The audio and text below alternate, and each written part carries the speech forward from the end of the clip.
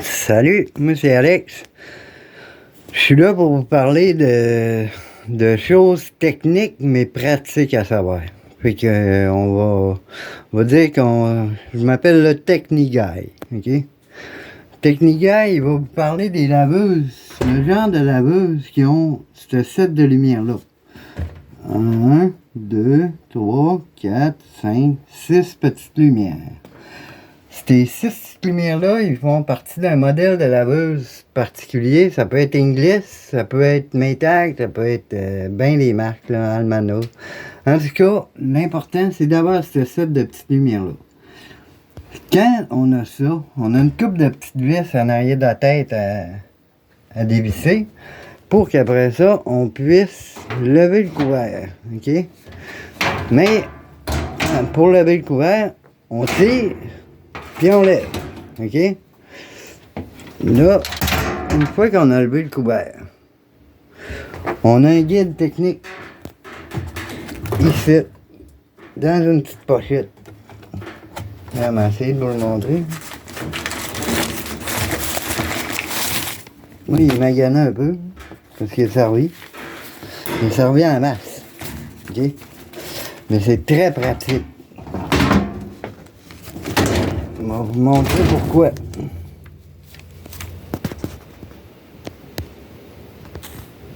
Ok, on va vous montrer pourquoi. C'est que quand on a une laveuse de main, des fois, elle a des petits problèmes, des petits codes d'erreur, des petites affaires qui tournent pas rond. Le guide technique, à quoi il sert? Comment qu'on s'en sert? La première marche à suivre, ça serait premièrement activer le service diagnostic test mode. Mais on a aussi le côté français. Puis je vais essayer de filmer le côté français. OK. Activation des modes de test de service diagnostic. OK? On réinitialise en tournant le sélecteur dans le sens anti-horaire. OK? On fait un tour anti-horaire. Après ça, on fait un tour horaire. Après ça, on fait tourner.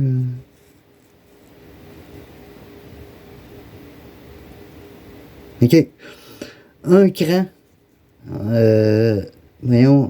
Horaire. Clic. Un clic. Horaire. Encore. Un autre clic. Anti-horaire. Puis un clic horaire. On va essayer ça. OK? Fait qu'on reset. On se met en mode normal.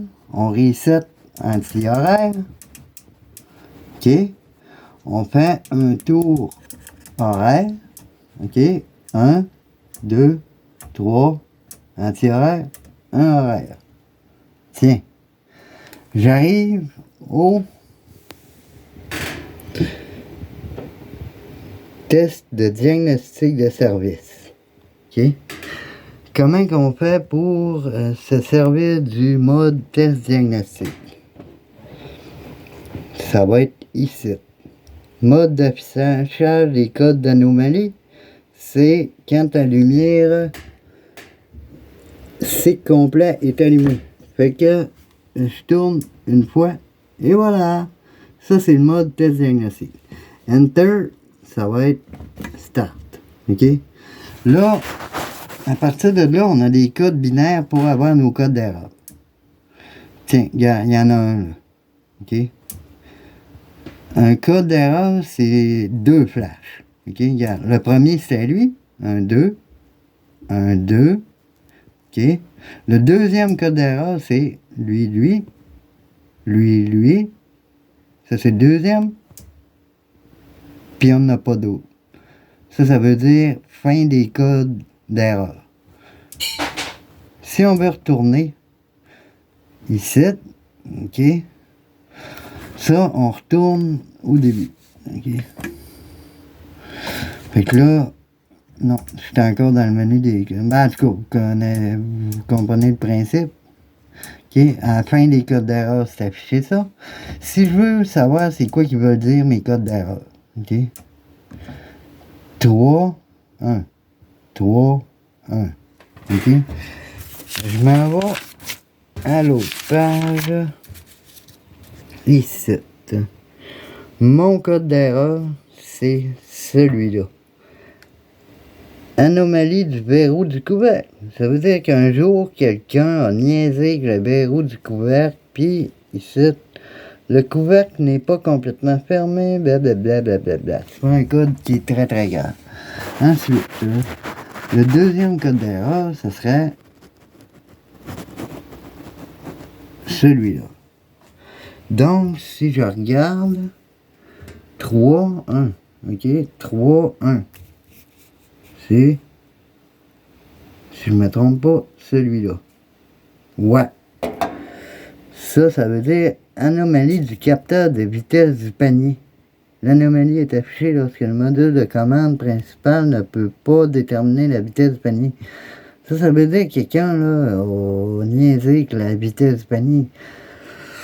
Peut-être, je sais pas, mais c'est arrivé qu'elle s'est emballée, bading, badang, puis que le panier, il réussissait pas à capter la vitesse.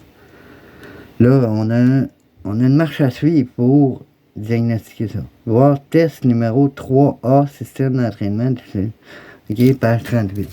On va à la page 38.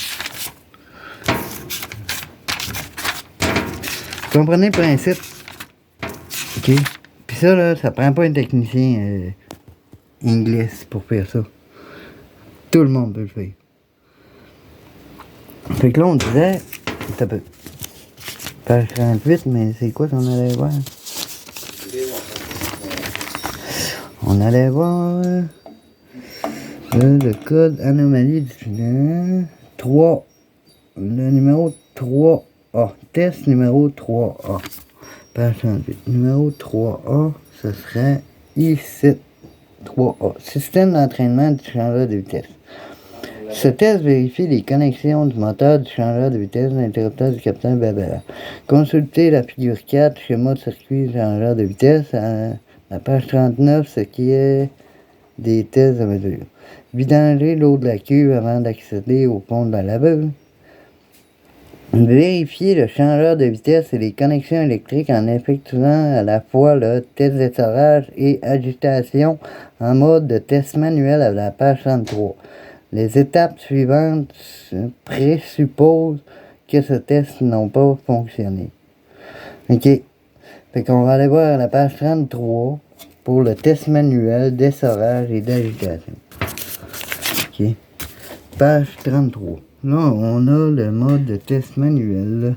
Il faut rentrer dans le mode manuel. Pour rentrer dans le mode manuel, premièrement, on efface les codes. Hein? Ben, on les note sur une feuille avant. Okay.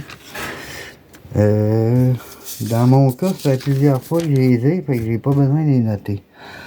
Mais en tout cas, après les avoir notés, sont au milieu du livre, on les efface en pesant 3 secondes sur pause en note. C'est pas vrai, ça. C'est beau, c'est pas... Bon, une fois que les codes sont effacés comme ça, on va voir le test manuel. OK? C'est ces lumières-là allumées. Donc, on rentre dans le menu technique en faisant comme tantôt. On fait anti-horaire un tour, horaire un tour, 1, 2, 3, anti-horaire, horaire. Ah, je l'ai pas eu. Anti-horaire. Ouais. Horaire, 1, 2, 3, 1, 1.